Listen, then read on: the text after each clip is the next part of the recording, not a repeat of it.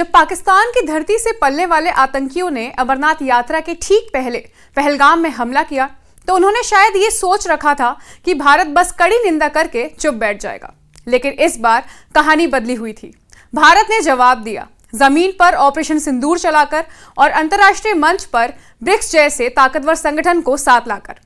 रियो दे Janeiro में जब BRICS शिखर सम्मेलन हुआ तो पाकिस्तान के कान खड़े हो गए, क्योंकि ना सिर्फ भारत के प्रधानमंत्री नरेंद्र मोदी ने मंच से आतंकवाद को लेकर सीधा और तीखा हमला बोला, बल्कि ब्राजील, रूस, चीन और साउथ अफ्रीका जैसे देशों ने भी पहली बार एक सुर में कहा, अब आतंकवाद बर्दाश्त नहीं होगा। संयुक्त घोषणा पत्र में पहलगाम हमले की कड़ी निंदा की, ऑपरेशन सिंदूर की गूंज और संयुक्त राष्ट्र जैसी संस्थाओं को मोदी का करारा तंज, ये सब कुछ मिलाकर ब्रिक्स सम्मेलन पाकिस्तान के लिए कूटनीतिक झटका बन गया और भारत के लिए एक निर्णायक जीत। नमस्कार, आप देख रहे हैं न्यूज 18 JKLH और मैं हूं आपके साथ नम्रता जैन। 6 जुलाई 2025 को ब्राजील के मशहूर शहर रियो दे जेनेरियो में ब्रिक्स शिखर सम्मेलन की शुरुआत हुई। सम्मेलन के पहले ही दिन जो बातें सामने आई वो भारत के लिए एक बड़ी कूटनीतिक उपलब्धि बन गई। खासकर जम्मू कश्मीर के पहलगाम में 22 अप्रैल को हुए आतंकी हमले की कड़ी निंदा कर ब्रिक्स देशों ने भारत के पक्ष में खुलकर समर्थन जताया। इसके अलावा प्रधानमंत्री नरेंद्र मोदी का भावुक लेकिन सशक्त भाषण, आतंकवाद के खिलाफ 2 टूक संदेश और संयुक्त राष्ट्र जैसी संस्थाओं की आलोचना भी चर्चा का केंद्र रही। सबसे पहले बात करते हैं पहलगाम आतंकी हमले की। 22 अप्रैल 2025 को जब अमरनाथ यात्रा की तैयारियां जोरों पर थीं, उसी समय लश्कर-ए-तैयबा के आतंकियों ने जम्मू कश्मीर के पहलगाम में एक दुस्साहसिक हमला किया। इस हमले में कम से कम 26 लोगों की मौत हो गई और कई अन्य घायल हो गए। मारे गए लोगों में सुरक्षा बलों के जवान और स्थानीय नागरिक दोनों शामिल थे। भारत सरकार ने इस हमले के तुरंत बाद पाकिस्तान पर सीधे तौर पर आरोप लगाया और इसके जवाब में एक विशेष सैन्य कार्रवाई ऑपरेशन सिंदूर की शुरुआत की गई।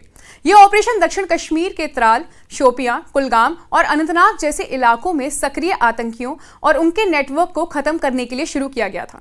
अब तक इस अभियान में दर्जनों आतंकियों को मार गिराया जा चुका है और कई स्लीपर सेल तथा फंडिंग नेटवर्क को भी ध्वस्त किया गया है। ब्रिक्स सम्मेलन के पहले ही दिन एक 31 पन्नों और 126 बिंदुओं वाला एक संयुक्त घोषणा पत्र जारी किया गया। इस घोषणा पत्र में पहलगाम हमले की कड़ी निंदा करते हुए साफ कहा गया, हम 22 अप्रैल 2025 को जम्मू कश्मीर में हुए आतंकवादी हमले की कड़ी निंदा करते हैं। हम आतंकवादियों की सीमा पर आवाजाही, आतंक के वित्त पोषण और सुरक्षित पानागाहों सहित आतंकवाद के सभी रूपों को अभिव्यक्तियों का विरोध करते हैं।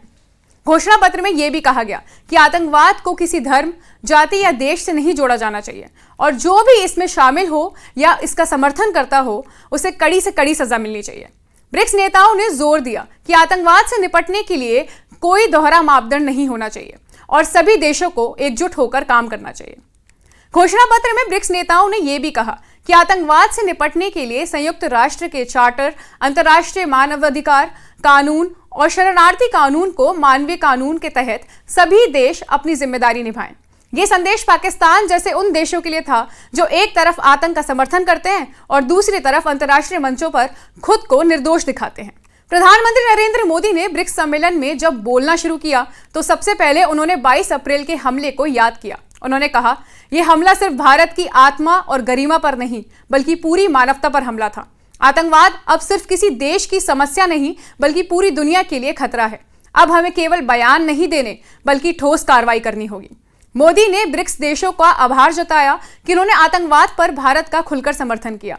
उन्होंने जोर देकर कहा कि भारत की जीरो टॉलरेंस पॉलिसी अब सिर्फ एक नारा नहीं बल्कि जमीन पर चल रही सख्त कार्रवाई है। पीएम मोदी का अगला निशाना था संयुक्त राष्ट्र और अन्य पुरानी वैश्विक संस्थाएं। उन्होंने कहा कि आज की दुनिया AI और टेक्नोलॉजी से आगे बढ़ रही है, लेकिन ये संस्थाएं 80 साल से बिना अपडेट के चल रही हैं। मोदी ने कहा, 20वीं सदी के टाइपराइटर 21वीं सदी के सॉफ्टवेयर को नहीं चला सकते। ये संस्थाएं अब इतनी पुरानी ढांचे पर चल रही हैं कि वो ग्लोबल साउथ की आवाज तक नहीं सुनती। उन्होंने आगे कहा, ग्लोबल साउथ के बिना ये संस्थाएं वैसे हैं जैसे सिम कार्ड वाला फोन जिसमें नेटवर्क ही नहीं हो। ये बयान स्पष्ट रूप से संयुक्त राष्ट्र सुरक्षा परिषद, UNSC, वर्ल्ड बैंक, WTO और IMF जैसी संस्थाओं पर केंद्रित था, जहां भारत और विकासशील देशों को आज भी पर्याप्त प्रतिनिधित्व नहीं मिल रहा है। ब्राजील के राष्ट्रपति लुइस इनासियो लुला दा सिल्वा ने भी भारत के रुख का समर्थन करते हुए कहा, आतंकवाद सिर्फ एक देश का मुद्दा नहीं, ये पूरे विश्व के लिए खतरा है। ऐसे हमलों की योजना जहां भी बनती है उन्हें वहीं नष्ट करना होगा। उनका बयान इस बात का संकेत था कि ब्रिक्स अब सिर्फ आर्थिक मंच नहीं रहा, बल्कि ये अब सुरक्षा, आतंकवाद और मानवाधिकार जैसे मुद्दों पर भी एक निर्णायक आवाज बन चुका है। ब्रिक्स घोषणा पत्र में एक और महत्वपूर्ण बात यह भी थी कि इसमें एक तरफा और दबावपूर्ण प्रतिबंधों की निंदा की गई, जिनका इशारा स्पष्ट रूप से अमेरिका की ओर था। घोषणा पत्र में कहा गया कि ऐसे प्रतिबंध गरीब और कमजोर देशों को सबसे अधिक प्रभावित करते हैं, खाद्य सुरक्षा, स्वास्थ्य और डिजिटल समानता को नुकसान पहुंचाते हैं। ब्रिक्स देशों ने साफ कहा, हम केवल उन्हीं प्रतिबंधों को वैध मानते हैं जो संयुक्त राष्ट्र सुरक्षा परिषद की मंजूरी से लगाए गए हों। इस बार का ब्रिक्स सम्मेलन सिर्फ एक औपचारिक इवेंट नहीं रहा, बल्कि ये भारत की आतंकवाद विरोधी नीति, राष्ट्र सुरक्षा के दृष्टिकोण और वैश्विक संस्थाओं में सुधार की मांग के लिए एक मजबूत मंच बनकर सामने आया। जहां एक ओर ऑपरेशन सिंदूर जमीन पर आतंक के खिलाफ निर्णायक लड़ाई बन गया था, वहीं दूसरी ओर ब्रिक्स घोषणा पत्र भारत के उस दृष्टिकोण को समर्थन दे रहा था जिसमें वो साफ कहता है कि आतंकवाद अब किसी एक देश की नहीं, पूरी मानवता की साझा लड़ाई है।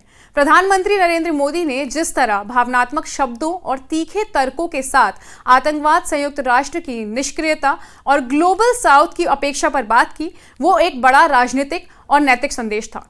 ब्रिक्स का ये सम्मेलन भारत के लिए एक राजनयिक जीत, पाकिस्तान के लिए एक चेतावनी और पूरी दुनिया के लिए एक आतंकवाद पर स्पष्ट एकजुटता का प्रतीक बन गया था।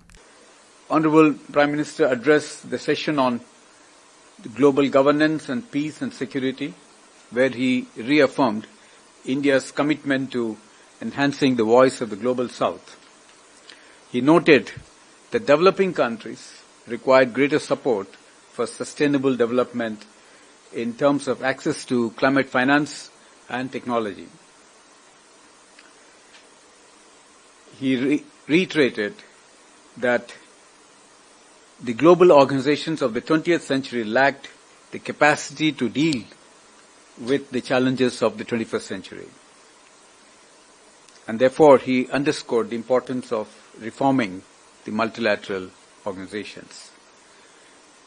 He called for a multipolar and inclusive world order and stated that the global governance institutions, particularly the UN Security Council, the IMF, the World Bank, and the WTO must undergo urgent reform to reflect the contemporary realities and times. On the session on peace and security, Honorable Prime Minister underlined that terrorism was a grave threat facing humanity. In this context, he noted that all the leaders have condemned Pahalgam terrorist attack in strongest terms.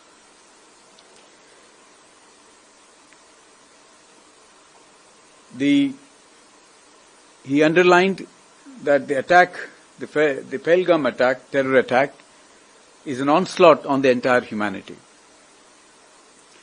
He also noted that those funding, promoting and providing safe havens to terrorists must be dealt with in the harshest terms.